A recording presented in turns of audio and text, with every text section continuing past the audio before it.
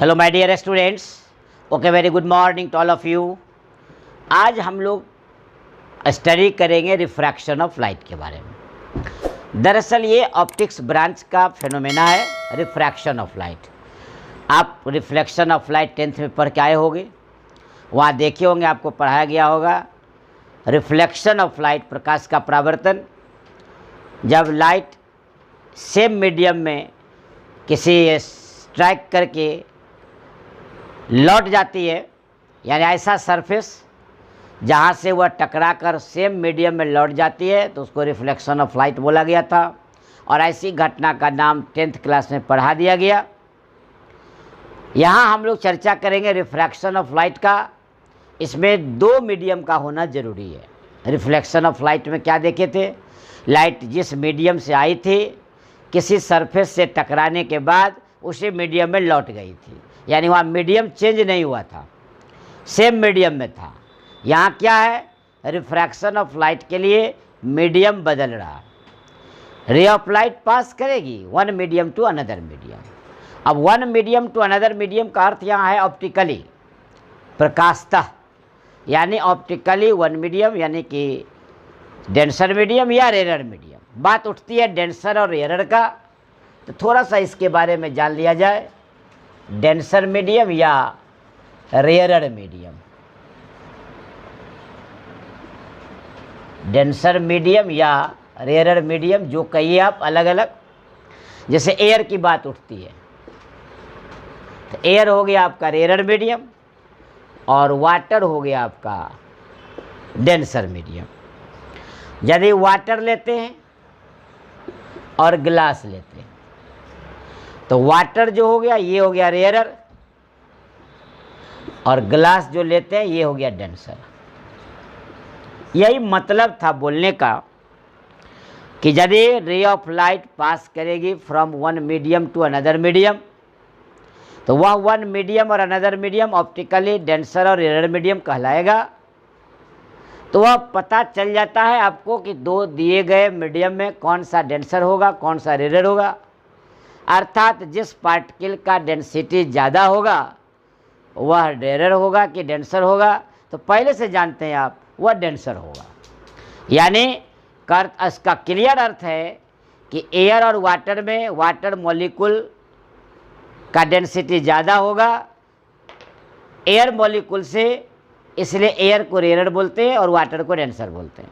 लेकिन वाटर और ग्लास में, ग्लास के जो पार्टिकल ऑफ डेंसिटी है वह ज़्यादा है, वाटर का कम है, इसलिए वाटर के मॉलिक्यूल्स को बिखरे हुए स्कैटर रहेंगे ग्लास के रिस्पेक्ट में, इसलिए ग्लास को डेंसर बोलेंगे और वाटर को रेयर बोलेंगे। तो आउट ऑफ टू मीडियम में, दो मीडियम में से कोई एक मीडियम प्रकाशतः ज़्यादा सघन होगा या प्रकाशतः विरल होगा। विरल का मतलब हो गया रेयर मीडियम, सघन का मतलब हो गया डेंसर मीडियम। दरअसल उसके मॉलिक्यूल जितना सटा सटा रहेगा, जितना थिक रहेगा, जितना घना रहेगा, जितना डेंस रहेगा, उसी को बोलेंगे डेंसर मीडियम। और जितना हटा रहेगा रेयर मीडियम बोला जाएगा। विरल माध्यम रहेगा, दूर दूर रहेगा, फैला हुआ रहेगा। तो उसी को ध्यान में रखते हुए रिफ्रैक्शन ऑफ लाइट को डिफाइन किया गया कि when the ray of light passes from one medium to another medium, then the ray of light changes its direction of path of the light. इसका मतलब क्या हुआ कि जब ray of light one medium से अनदर मीडियम में जाएगी तो अपने ओरिजिनल पाथ से डिविएट कर जाएगी। इसका अर्थ ये हुआ कि उसके डायरेक्शन ऑफ पाथ में चेंज हो गया। जब डायरेक्शन ऑफ पाथ में चेंज हो गया तो वह फेनोमेनन का नाम हो जाएगा रिफ्रैक्शन ऑफ लाइट। यानी रिफ्रैक्शन ऑफ लाइट क्लियर हो गया कि when the ray of light passes from one medium to another medium, then there is change in the direction of the path of the ray of the light, such phenomenon is called refraction of light. Clear हो गया। एक medium से दूसरे medium में भी जाना पड़ेगा और पाथ के डायरेक्शन में चेंज भी लाना पड़ेगा। अब जैसे आपका मन कहेगा कि मान लेते हैं कि हम ये एक बना दिया आपके सामने, ये आपका एयर है और ये आपका वाटर है।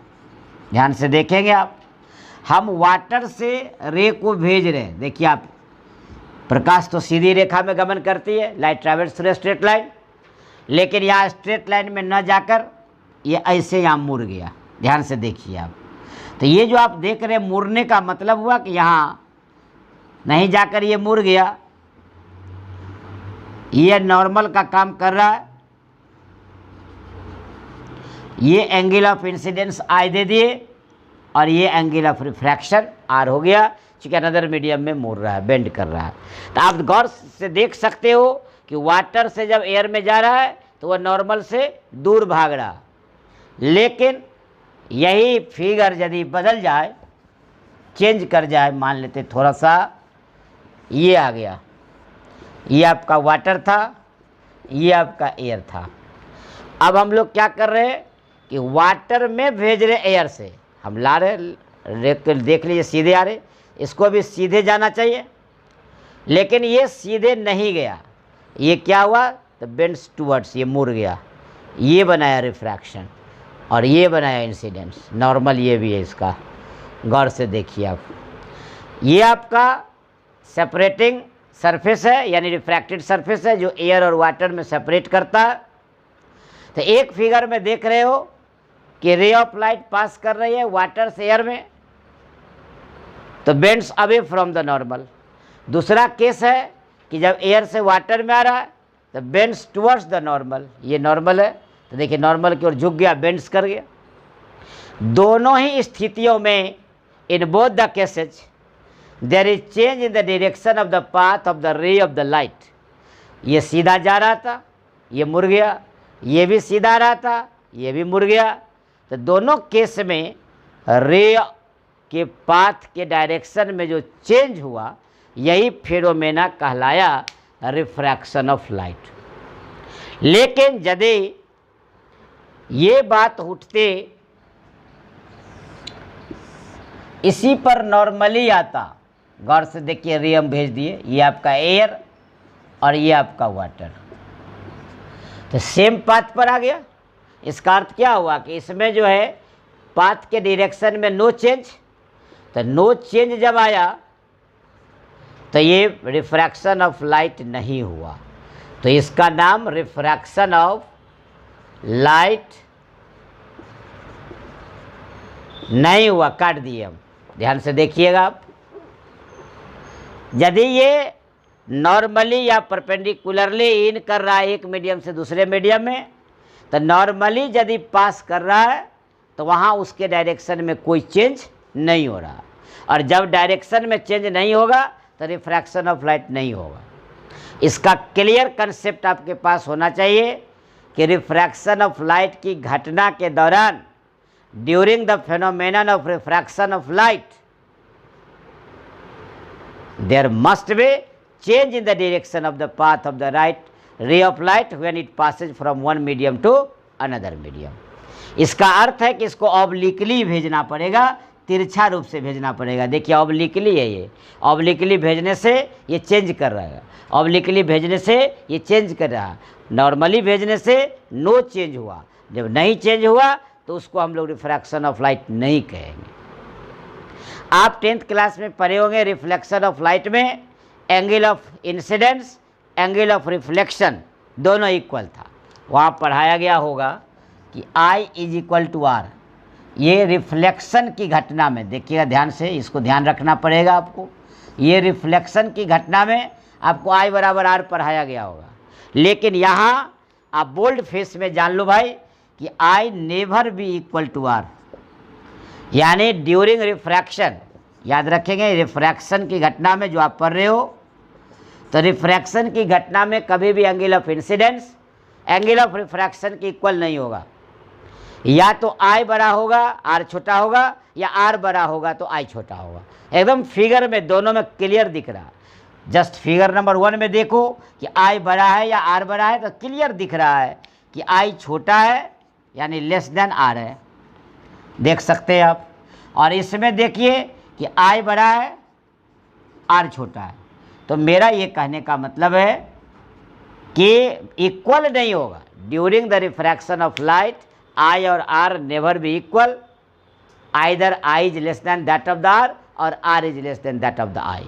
तो ये आपको ड्यूरिंग रिफ्रैक्शन ऑफ लाइट बता रहा है, यानी प्रकाश के अपवर्तन की घटना है ये। इसको प्रकाश का अपवर्तन बोलते हैं हिंदी में, याद रखा जाएगा। और ये रिफ्रैक्शन ऑफ लाइट हो गया। तो कंडीशन क्लियर समझ में आ गया होगा, इंट्रोडक्शन, कि इसमें दो मीडियम का होना जरूरी है। वह मीडियम एक डेंसर होगा, एक रेयर होगा, नंबर 1। नंबर 2, रे ऑफ लाइट को वन मीडियम से दूसरे मीडियम में पास करना पड़ेगा और वह ऑब्लिकली पास करेगा। नॉर्मली पास करने पर उसके direction of path of ray of light में चेंज नहीं होगा, और जब तक change in the direction of the path of the ray of the light नहीं होगा तब तक रिफ्रैक्शन ऑफ लाइट की घटना नहीं मानी जाएगी। क्लियर? अब बात उठता है थोड़ा सा कि रिफ्रैक्शन ऑफ लाइट की घटना का मुख्य कारण क्या है। What is the main cause of refraction of light. ये कई एग्जाम में पूछता है आपको, यूपीएससी से लेकर के, और कई आपको प्रतियोगी परीक्षाओं में, कॉम्पिटिटिव एग्जाम में क्वेश्चन आता है कि what is the main cause of refraction of light. एक शब्द में जवाब देंगे, एक सेंटेंस में जवाब देंगे, the main cause of refraction of light is due to change in the speed of light in different media. विभिन्न माध्यमों में प्रकाश का वेग भिन्न भिन्न होता है। डिफरेंट मीडियम में speed of light is different, और स्पीड ऑफ लाइट के जो डिफरेंट है, यानी डिफरेंट स्पीड ऑफ लाइट होने के कारण प्रकाश के अपवर्तन होता है, यानी उसका मुख्य कारण due to change in the speed of light in different media. यानी एयर में ज़्यादा होगा, वाटर में उससे कम, ग्लास में उससे कम। तो ये आपको याद रखना पड़ेगा कि कौन सा ज़्यादा है, कौन सा कम है, किस में ज़्यादा है, किस में कम है। तो डेंसर रेयर के वैल्यू पर निर्भर करता है। तो ये था आपका रिफ्रैक्शन ऑफ लाइट का इंट्रोडक्शन। इसको यदि हम लोग 2-4 सेंटेंस में फ्रेम करके लिख लें तो एक ब्रीफ नोट्स भी तैयार हो जाएगा। अब देखिए हमने यहाँ से समझाया था अभी आपको, और वहाँ से मैंने ब्रीफ नोट्स आपको दे रहा हूँ ताकि आपके पढ़ने में आसानी हो। देखिए, the phenomenon of change in the direction of path of light when passes from one medium to another medium is called refraction. सीधा साधा शब्द क्लियर है कि जब लाइट एक मीडियम से दूसरे मीडियम में जाएगी, उसके पाथ के डायरेक्शन में चेंज होगा, तब उस घटना को हम लोग रिफ्रैक्शन ऑफ लाइट कहेंगे। इसका मेन कॉज क्या है, तो साफ लिखा हुआ है, due to change in the difference of speed of light in different medium. विभिन्न माध्यम में अलग अलग। देखिए फिगर द्वारा समझा दिए कि एयर से वाटर में जा रहा है, यानी रेयर मीडियम से डेंसर मीडियम में जा रहा है, तो वैसी स्थिति में ये बेंड्स टुवर्ड्स द नॉर्मल है, नॉर्मल की ओर झुक गया है। क्लियर दिख रहा है आपको, यानी आपको साफ साफ दिखाई दे रहा है कि सीधी रेखा में जाना चाहिए था, लेकिन बेंड्स टुवर्ड्स द नॉर्मल है। लेकिन जस्ट इसके रिवर्स देखिए आप कि वाटर से एयर में जा रहा है, यानी डेंसर मीडियम से रेयर मीडियम में जा रहा है, तो bends away from the normal है। अरे कॉमन बात है, आप लोग भी जानते हैं, जहाँ जाम है वहाँ लोग रुक जाते हैं, क्लियर मिलता है, दूर भाग जाते हैं। तो ये आपका इसके तुलना में ये ज़्यादा डेंसर है, ज़्यादा डेंस है, घना है, सघन है, तो नेचुरली ये यहाँ मुड़ गया, वहाँ मिल गया, रास्ता भाग गया। कॉमन बात, लेकिन आपको थ्योरेटिकल कंसेप्ट ऐसे लेना है। इस फिगर से क्लियर हो गया। देखिए आई और आर कभी इक्वल नहीं होगा, इस बात का जिक्र हमने किया है और पहले आपको समझा दिया था। अब लिखा हुआ है when the ray passes from air into water then it bends towards the normal, but when it passes from denser medium to rare medium it bends away from the normal.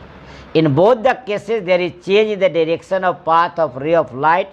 देखिए दोनों ही केस में उसके direction path of में change हो रहा है, ऐसी घटना को हम लोग बोलते हैं रिफ्रैक्शन ऑफ लाइट।